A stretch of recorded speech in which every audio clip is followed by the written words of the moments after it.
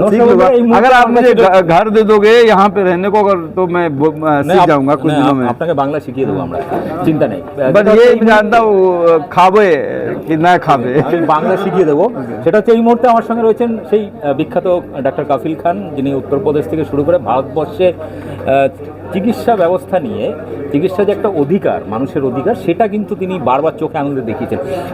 এই মুহূর্তে আপনি বাংলায় এসছেন, কলকাতা এসছেন, কীরকম লাগছে, মানে কীরকম ফিলিং?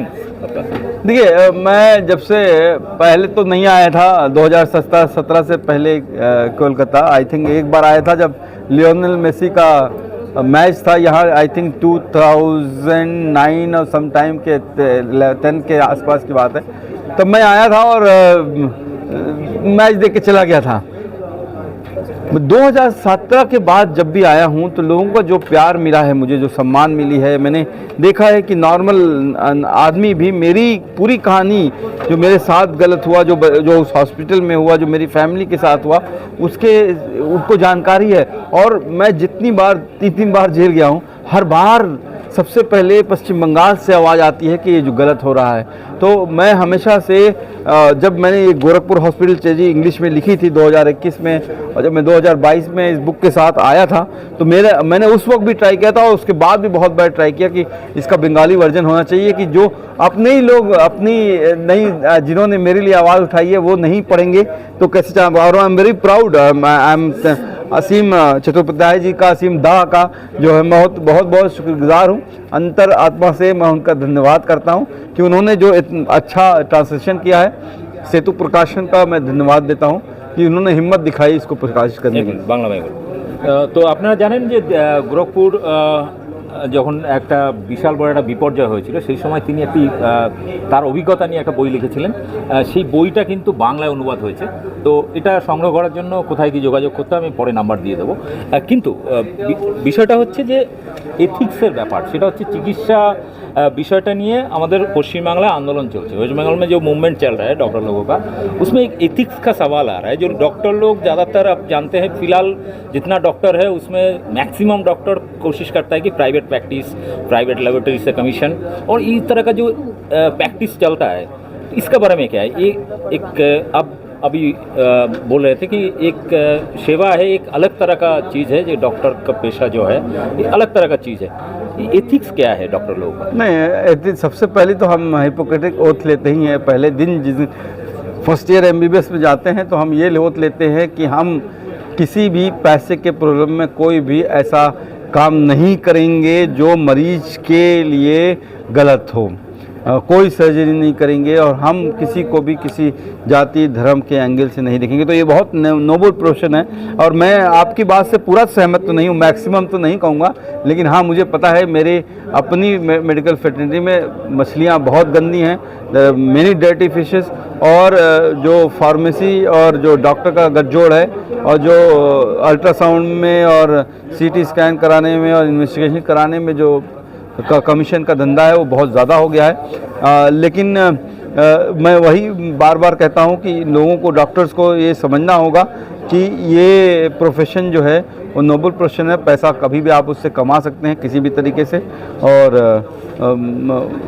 आपको जो है मरीजों को सबकी सेहत जो है, मरीज जो है आपको कहता है भगवान हो, दूसरा रूप हो। हाँ, ये सवाल हम करने जा रहे थे कि जैसे बोलते हैं डॉक्टर भगवान का रूप होता है, लेकिन फिलहाल लोगों का अंदर ये विश्वास धीरे धीरे कम होते जा रहा है, क्यों?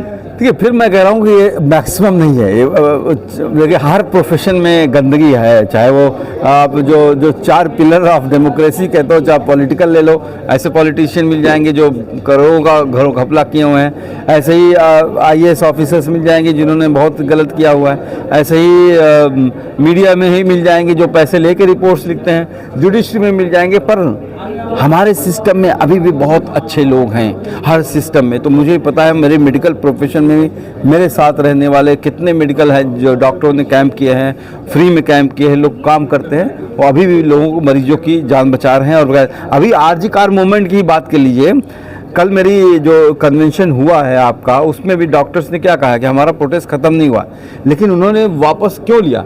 एक तो ये कि सरकार ने उनकी कुछ मांगें मान ली, जैसे कमिश्नर को हटा दिया, DGME और हेल्थ सेक्रेटरी को हटा दिया गया, प्रोटेक्शन की बात की गई। इसके अलावा उन्होंने देखा कि जो पब्लिक जो उनके साथ खड़ी थी, जो उनकी आवाज़ उठा रही थी, उसको भी बहुत प्रॉब्लम हो रही है। कोई जिसको डिलीवरी है 42 दिन, कल बच्चा पैदा होना 42 दिन रुकेगा नहीं। कैंसर की अगर आपको कोई खोज, आपको अगर इलाज में देरी के छोड़ दीजिए, cancer detection is also very important. आपने 42 दिन बाद कोई कैंसर को डिटेक्ट किया, तब तक तो कैंसर फैल जाएगा। तो ये सोच के ही डॉक्टरों ने प्रोटेक्शन, ये बात है, लेकिन मेरा सोच थोड़ा अलग है। जैसे मान लीजिए डॉक्टर लोगों का जो प्रोटेस्ट है, मैं भी उसका जो डिमांड है वो सपोर्ट करता हूँ, लेकिन इसमें एक पब्लिक का जो मुर्दा या पब्लिक का जो एक कंफ्यूजन रहता है ना, कि डॉक्टर लोग अपना प्रोटेक्शन के लिए बात कर रहा है, पब्लिक लोगों का जो ट्रीटमेंट हो या उसका जो फैसिलिटीज़ हो, इसका बारे में उन लोगों का डिमांड में एक भी बात नहीं है। नहीं, ऐसे कुछ नहीं है। देखिए, ये जनरलाइज किसी चीज़ को कभी नहीं किया जा सकता है। जो डॉक्टर्स हैं, ऐसे नहीं है कि सारे जो हैं वो ख़राब हैं, और या फिर कोई भी प्रोफेशन है जो बहुत अच्छा है, शुद्ध है। और हमेशा से कुछ ना कुछ ग्रे और वाइट और ब्लैक रहते ही हैं, हर तरह के कलर हैं। और जो डिमांड की जा रही है, देखिए, वो अभ्या की बात की जाती है। अब मुझे लगता है बंगाली में अभ्या का मतलब वो उस लड़की का नाम नहीं है, वो अभ्या का मतलब हर महिला के साथ जो हो रहा है पूरे देश में, उसके खिलाफ ये आवाज़ उठाई जा रही है। उनके प्रोटेक्शन की बात हो रही है। डॉक्टर सिर्फ अपने प्रोटेक्शन की बात नहीं कर रहे हैं, हर उस महिला। और मेरा अपना मानना है कि ये देश, भारत देश जब तक तरक्की नहीं कर सकता है जब तक कि आप अपनी जननी को, अपनी महिलाओं को सम्मान देना नहीं दे पाएंगे। मेरे बाप ने, मेरे पिताजी ने हमें बचपन में सिखाया था कि अगर if you want a success in life, you start respecting women. मेरी माँ को भी वो आप करके बुलाते थे, और हम लोगों को कभी उन्होंने मारा नहीं। अगर हम लोग कुछ गलत भी करते थे तो वो अम्मी जान से कहते थे, आप कफील को समझा दीजिए कि 8 बजे से पहले जो है घर आ जाया करें। तो वो उस माहौल में रहा हूँ मैं, इस माहौल को हमको अपने घरों में लाना होगा। থ্যাংক ইউ, बढ़िया। তো আপনারা শুনলেন আরে, ডক্টর ফাইনাল কাপুর খানের তো জানা বক্তব্য এবং বাজার में সাথে books लाया हूँ। এথিক্স এবং চিন্তা ভাবনা। যাই হোক, এই অনেক প্রশ্ন ছিল, যাই হোক সেটা নিয়ে फाइनल পরবর্তীকালে ईयर ओनली। হবে। আপাতত मैं এতটাই। बुक्स, हाँ, ले लो।